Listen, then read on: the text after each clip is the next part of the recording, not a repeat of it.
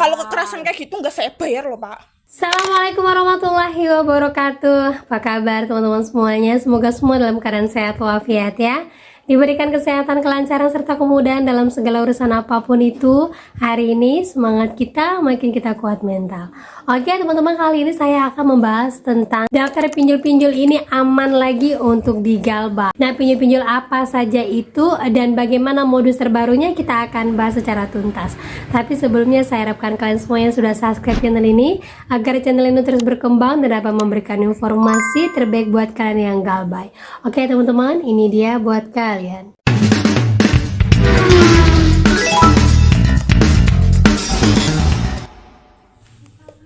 Kamu utang. Iya nyong utang, tapi kan nyong ngurung duit duitnya bayar tek apa? Udah sampean kekerasan sampean nak laporna lho, Pak. Sampean tek laporna teman. Iya, nanti kalau ada uang saya bayar. Ora kena. Sampeyan kaya ora kena tak laporna kaya nyake utang kaya kowe. Semenang. Kekerasan lo ikuti lo. Ya, undangan aku ini ya. Panggil aja. Iya Yang mana? saya paling suka gitu. Utang, nyarutan kena, nyake utang kena, tapi kok bijane lanang balik sabar, Mas. Yo kok pakai kekerasan. Kalau kekerasan kayak gitu nggak saya bayar loh, Pak.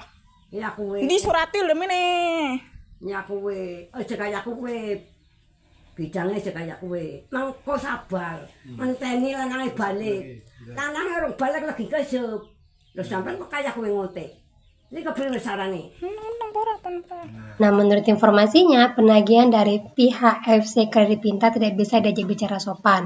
Sampai tetangga dan RT ke rumah sudah menggunakan kekerasan dan ngotot terus minta bayar. Makanya langsung dia berdiri dan ngambil HP untuk ngerekam. Nah, tindakan dari kakak ini benar. Sampai tetangganya pun datang dan Pak RT datang untuk mencegat dan melerai dari DC ini dan diminta untuk pergi dari kampungnya. Nah, itu dia teman-temannya video yang beredar yang mana menangkap seorang DC dari Kredit Pintar yang datang ke rumah orang Ambon. Syukurnya sudah ada orang yang videoin ya. Jadi ini bisa membuktikan bahwa DC-nya masuk asal nyelonong saja tanpa ada permisi, langsung menagih dan membuat keributan. Yang seperti ini bisa sekali kalian laporkan. Yang penting kalian tahu, ingat bahwa DC itu benar dari pinjolnya, lapor kepada OJK, Satgas pasti, dan jangan lupa CC-kan ke pinjolnya juga ataupun diteruskan ke pinjolnya. Karena yang seperti ini saya yakin orang-orang yang didatangin sama DC-DC yang model seperti ini adalah DC-nya merasa bahwa kalian itu tidak akan mampu untuk melaporkan kelakuan DC ini kepada pinjol karena kalian itu awam akan teknologi, awam untuk meng-email ke sana sini, malas untuk memperpanjang masalah. Tapi jangan salah, semakin kalian diam dengan keadaan seperti ini, semakin OJK merasa bahwa aman-aman saja di belakang. Padahal kenyataannya DC sudah mulai banyak yang beringas. Jadi jangan terlalu gaptek, gunakan semua HP kalian untuk merekam semua video-videonya dan jadikan itu bukti sebagai pelaporan kalian. Gitu ya. Dan lanjut lagi teman-teman. Nah, ini saya dapatkan dari grup saya yang mana dia mendapatkan pesan dari HP-nya itu dari Shopee langsung.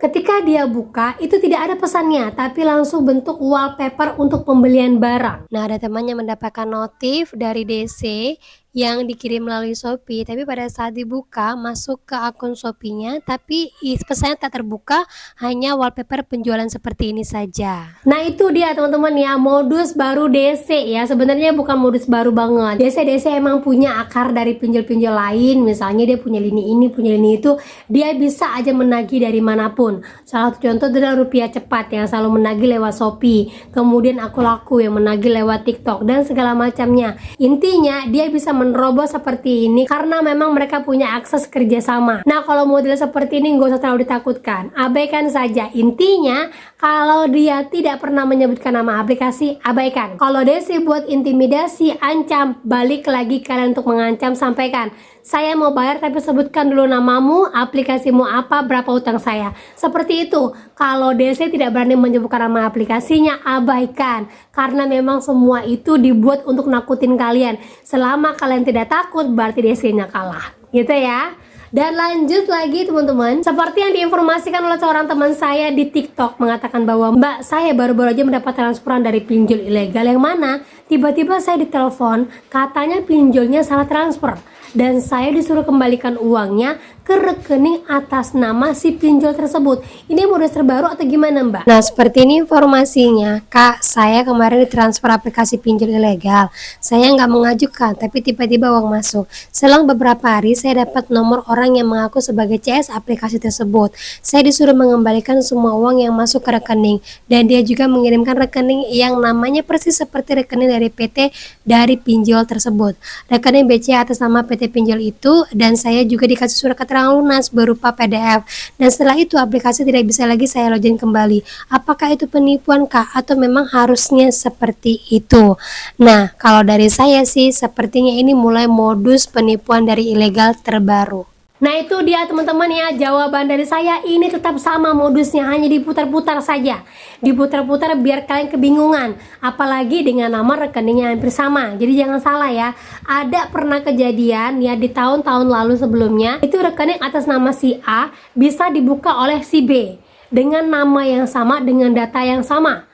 Nah ini jangan salah, khawatirnya ilegal juga seperti ini, ketika kalian sudah mengembalikan, ujung-ujungnya tetap ditagih dan hutang masih ada. Jadi intinya mau itu kalian dari pinjol ilegal ataupun legal, kalau udah minta dikembalikan uangnya jangan mau dulu. Kalau ilegal simpan aja dulu duitnya. Jangan digunakan untuk sewaktu-waktu terjadi hal-hal tidak diinginkan.